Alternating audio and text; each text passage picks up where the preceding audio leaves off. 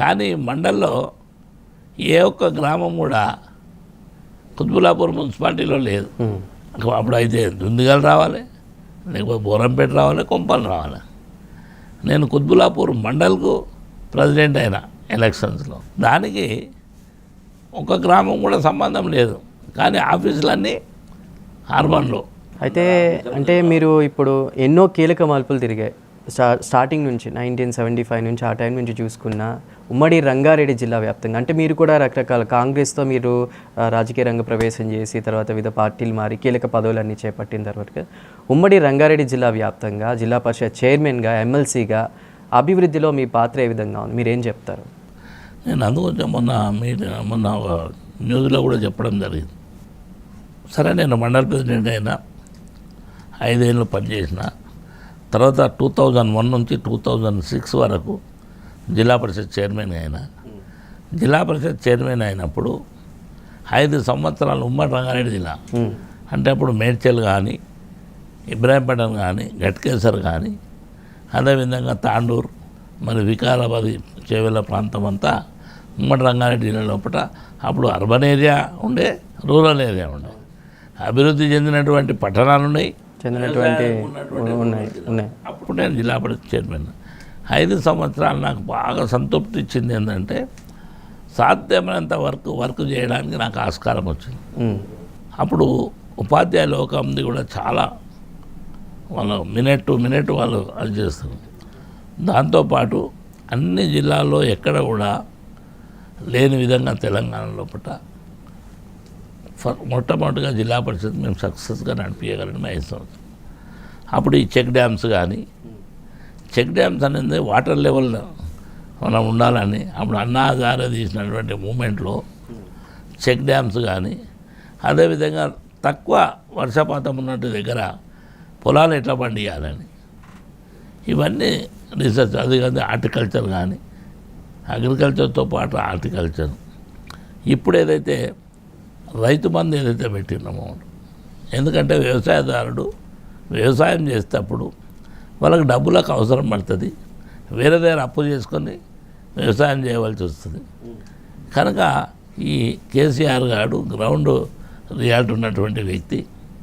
కేసీఆర్ గారు ఏం చేశారంటే తప్పకుండా వ్యవసాయానికి రైతు బంధు పెడితే ఎకరాకు 10,000 ఇస్తే వాళ్ళకు డబ్బు వేరే దగ్గర తీసుకోకుండా వ్యవసాయం మీద పెడతారు, అప్పుడు మంచి జరుగుతుంది. మంచి స్కీమ్ అది.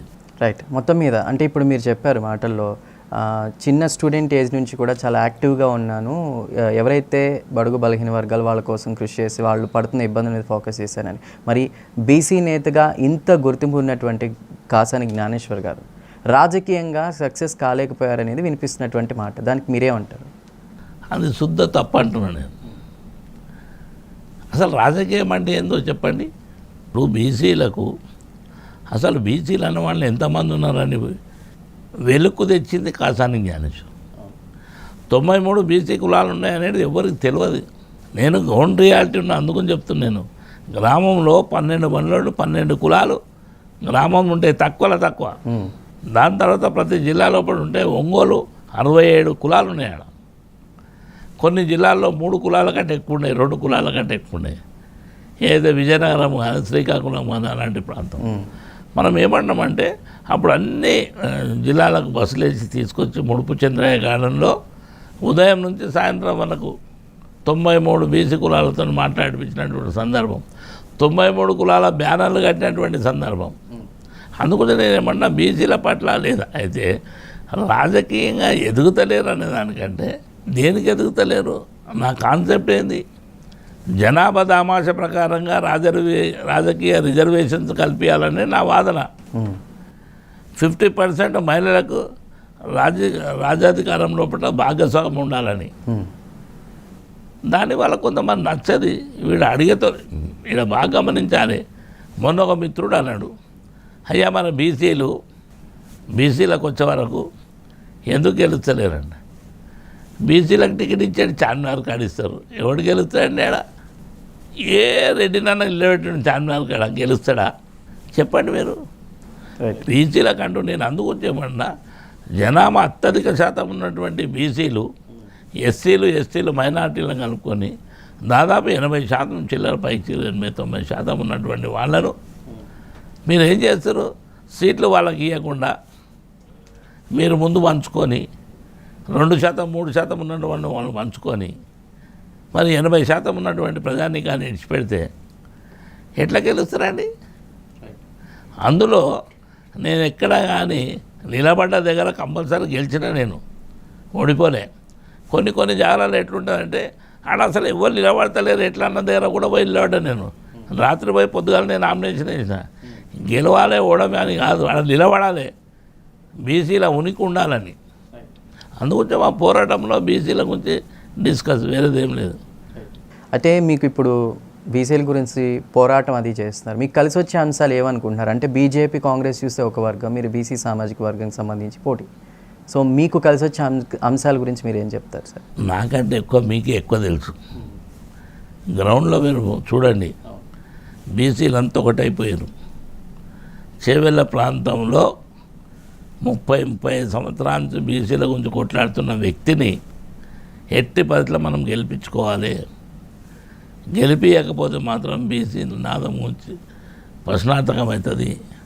కనుక అన్ని బీసీ కులాలతో పాటు అగ్రకులాల్లో ఉన్నటువంటి పెద్దలు కూడా ఎవరైతే సరి అయిన సమయం కరెక్టే బీసీలకు రాలేదు కదా అని, ఎందుకంటే 3 దశాబ్దాలతో 4 దశాబ్దాలతో కూడుకున్నటువంటి సందర్భం ఇది. తెలంగాణ ఏర్పడిన తర్వాత మొట్టమొదటి జైపాల్ రెడ్డి గారు అయ్యారు, తర్వాత విశ్వేశ్వరరెడ్డి అయ్యాడు, ఇప్పుడు రంజిత్ రెడ్డి అయ్యాడు. ఇప్పుడు కూడా ఆ ప్రాంతంలో మొట్టమొదటిగా బీసీగా నిలబడినటువంటి వ్యక్తి నేనే. అందులో 2 రెడ్డిలు, ఒక బీసీ. నాకు పూర్తి విశ్వాసం ఉంది బీద బడుగు వర్గాల మీద, సబ్బండ వర్గాలతోని నాకు సమాచారం ఉంది. తప్పకుండా నేను చేవెళ్ళగడ్డ మీద బీఆర్ఎస్ జెండాను ఎగరబెడుతున్నాం. కాసాని జ్ఞానేశ్వర్ గెలవబోతున్నాం.